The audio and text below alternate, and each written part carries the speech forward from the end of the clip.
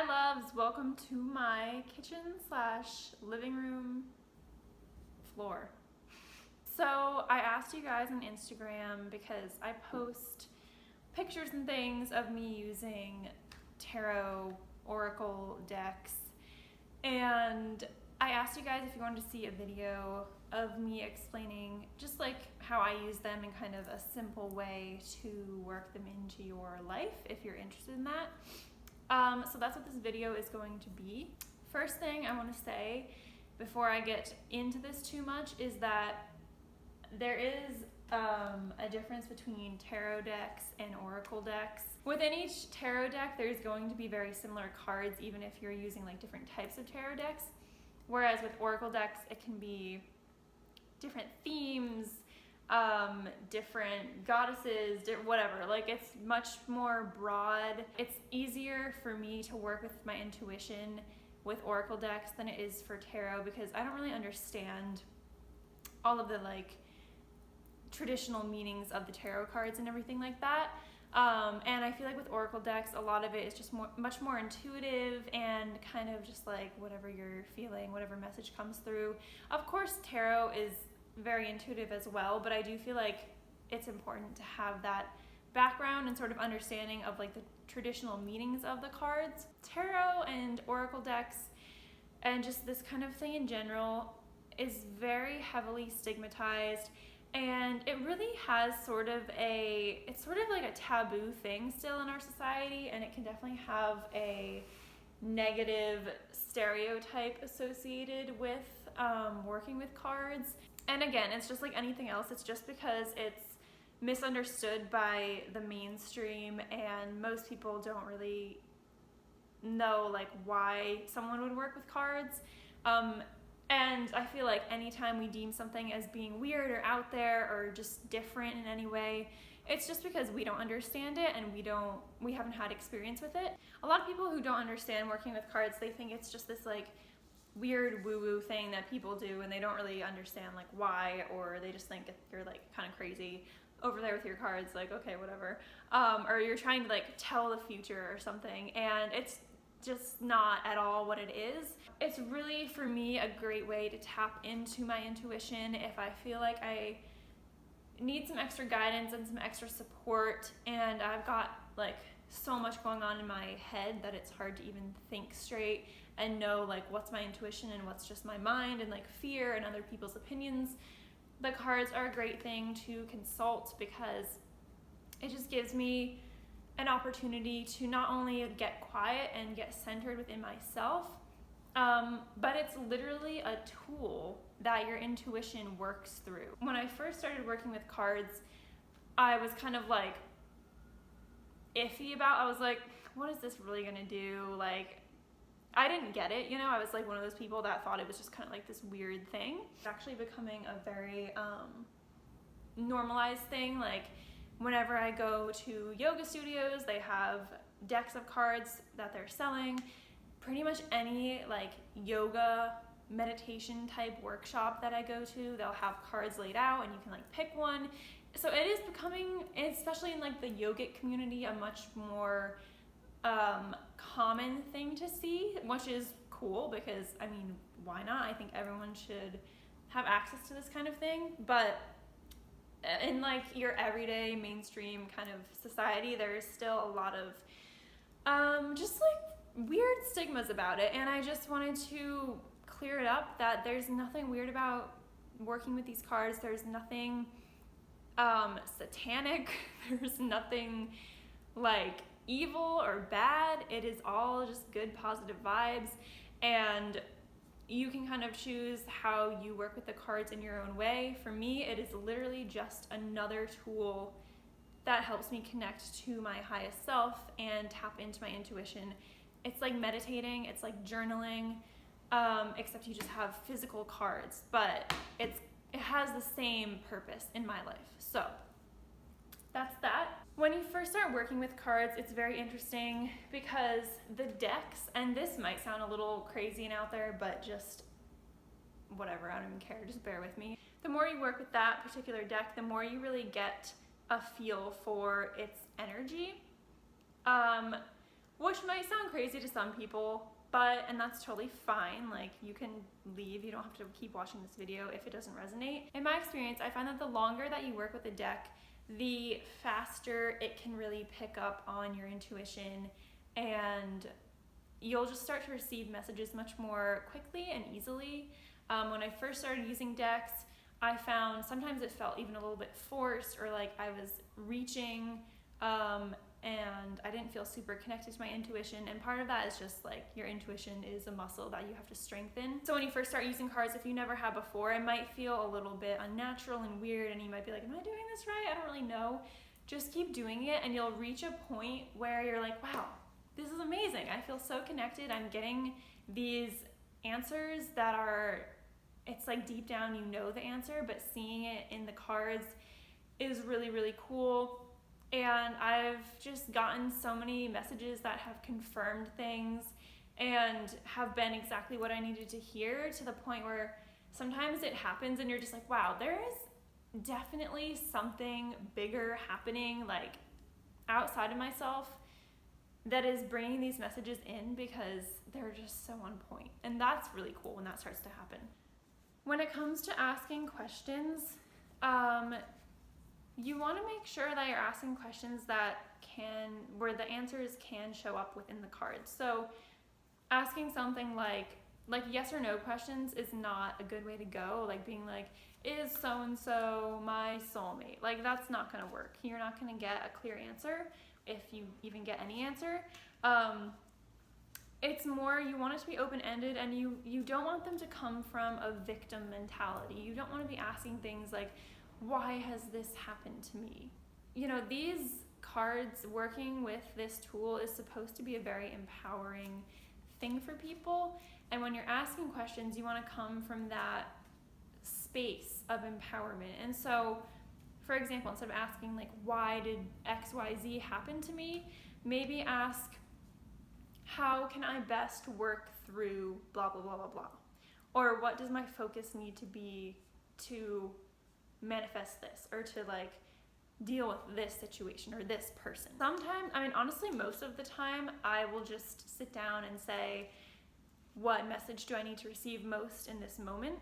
Or I'll say, I like to do a lot of questions that will sort of help me like plan and set my intentions for the future. So I might say something like, you know, what do I need to focus on for the rest of this week? What does my focus need to be for next month? What do I need to be calling into my life in October? Like, whatever, things like that. If you want to ask about a specific person, you can say like, what does so-and-so represent in my life? You could say, where am I at? Show me where I'm at currently. Like, where am I right now? I mean, you can get so creative with it. It's really like whatever feels right to you, whatever is really like on your heart that you want to ask. Coming from the victim mentality is never a good thing in any situation. So just be very mindful of the questions that you're asking, and be very mindful of like what exactly you want to know, and make sure that your question is reflecting that. I'll usually meditate for like 10-20 minutes before pulling cards, to just make sure I'm really like centered and in the present moment. And then I will basically just set the intention that I want to create a space to do some spiritual work, and I ask my angels and my guides for protection and for their support. I like to kind of just hold the cards for a minute and make sure that my energy is in them. I would ask my questions. So like, I would like to know, what do I need to focus on for the rest of this week? So what do I need to focus on for the rest of this week? And I'll literally just start shuffling. And this is where your intuition is going to come into play, because you will see, like as you're shuffling, cards will just kind of come out. Okay, that's funny. And this is the part that I think people get hung up on, because they are thinking too much about what's happening. So as you're shuffling, you really like hold your question in your mind, but you don't need to be like so focused on it, and you don't need to be like analyzing the cards as you're shuffling and like looking for that one. It's honestly just like sometimes cards will come flying out and I'm just like, okay, that's definitely like something I need to look at. And then other times it will just happen where like a card might be sticking out from the rest of the deck, which if that happens, I will show you. And it's really just a matter, like, see how that one just kind of like was about to come out? So I'll take that out and put that there. And this is where it's just a matter of using your intuition. Like if there's a card sticking out, okay, see how, I don't actually know if you can even see that, but that one like literally jumped out. So I put that over there. If they're sticking out of the deck and your attention gets drawn to them without you having to think about it, then you should pull it. If you're like overthinking it and you're like, should I pull that card out? Is it sticking out enough? I don't know. Man, I keep the same cards the last like week just keep on showing up. It's so funny how that will happen. But yeah, if you're like, should I pull that card? Is it sticking out enough? Is that one that I should get? Probably not, because you're thinking about it way too much now. And working with these cards is something that it's so intuitive that you just, if you're not like drawn to pulling it right without even thinking about it, then don't do it. Just keep on shuffling. Okay. And then you'll kind of get to a point where like, okay, I pulled cards and I feel like you'll just kind of know like that's it. Those are all the messages in this deck that I need right now. Again, intuitively, you'll just be like, okay, that's everything. I want to just say too, because you can do this in a number of different ways. Some people will shuffle their deck of cards and ask their question. Okay, I'm done. I don't need more messages. I literally picked that card yesterday. I'm like, I get it, okay. But it's just funny.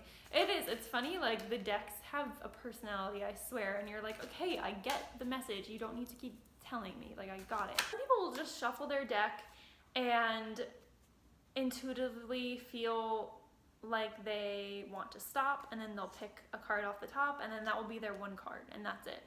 Other people will shuffle and spread the cards out like this, and like just intuitively kind of like hover over and like really feel and pick one that feels right, and maybe pick a few, maybe pick one. Try the different methods and see which one resonates with you and works for you. When I have my cards, I like to just like lay them out and really look at them. This is where tapping into your intuition really comes into play, and why cards are such a great tool to strengthen that intuition, because you're just looking at the cards and letting whatever message comes to the surface, just letting that come through and really like trusting in that. I will look at the guidebook if I'm unsure about a card, or maybe I haven't really pulled it that often, so I don't really know what the imposed meaning of the card is. So I might use the guidebook, but once you start to get working with the deck, you'll become familiar with the cards and their meanings. You might look at a card and intuitively get a message or know exactly what it means in relation to your life and your question, and you might not even need the guidebook. The guidebook might say something a little bit different, and it might not resonate with you. So I think it's really important to, once you have your cards pulled, take some time to really like look at them, and one by one really like look at the image, see if there's any symbols within it. Sorry. Look at the colors. A lot of them will have like numbers on them. And then it depends on the deck, of course, but like certain ones will be related to like elements and just these different components that are there for a reason. They're very intentional.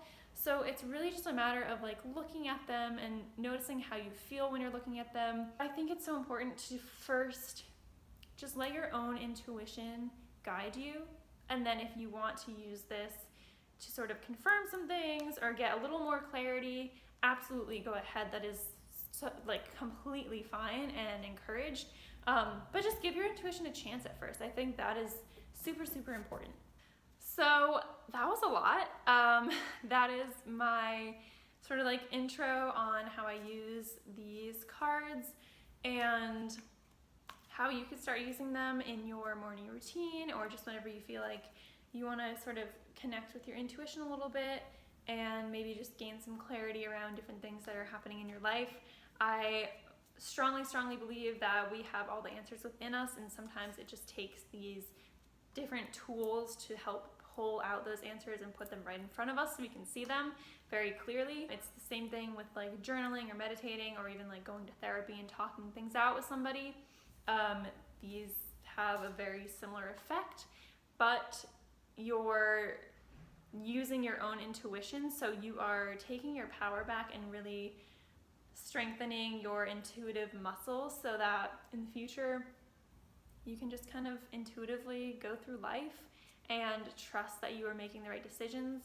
And the more you do it, the more comfortable you get with it, and the better you get at discerning your intuition from your mind, which is really important. And so yeah, there's no downside to using these cards. Anybody can do it. I hope that this helped you. I hope it answered any questions. I know the cards can be sort of confusing and there's a lot of just misunderstanding around them, so hopefully this kind of like cleared that up, and hopefully it showed you that these are not some like weird mystical out there thing that only certain people can do. That is it. I hope that you enjoyed. If you want to see more, go ahead and subscribe and give this video a thumbs up. Okay, and I'll see you in my next video. Thank you so much for watching. I'm gonna get up off the floor now because my butt hurts. I'll see you guys in the next video. Thank you so much for watching. Mwah.